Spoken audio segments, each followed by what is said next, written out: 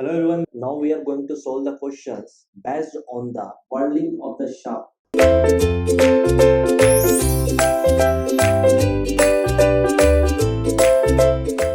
The equations of the motion for the single degree of freedom system with the viscous damping. Viscous damping is also known as under damping. Okay, so the equation is given. Now the damping ratio of the system is what? We have to calculate the damping ratio. We know that damping ratio is also known as the damping factor. So first I am going to write the equations that is given in the question. That is 4x double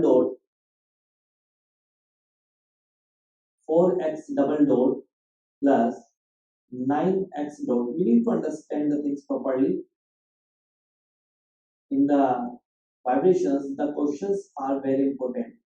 If you don't solve the questions, you will not be able to solve the questions in the examinations. Okay, because all the questions in the examination are the questions on the numerical types.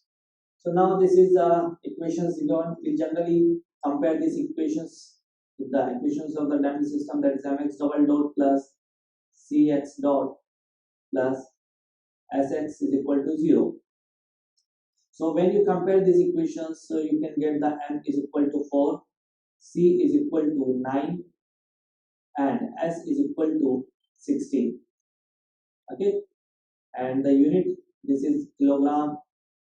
However, there is no need to write down the units, but you need to know what is the units. Okay, so that's why I'm writing here. This is Newton per meter. Okay, now we just have to find out the damping ratio. This is denoted as zeta. We all know that the formula is what? C by m is equal to 2 zeta omega m. So the formula is C by m is equal to 2 zeta omega n. Okay, so just to put the value here. However, omega n is not given, so you can calculate the omega n. So how can we calculate omega n is equal to under root of s upon m? Okay, so that would be, you can calculate separately. Okay, don't try to put omega n value here. And that s upon m is 16 upon 4, that is 4, and that means 2 radian per second. Okay, so c value is given, that is 9 upon 4, that is 2 zeta. Omega n is what? Omega n is 2, that will be 4, and that means zeta is equal to 9 by 16. That is the damping ratio. You can cross check that zeta is less than 1.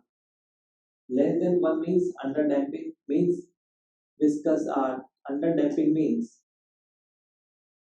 viscous damping. So according to the options, B would be the correct answer.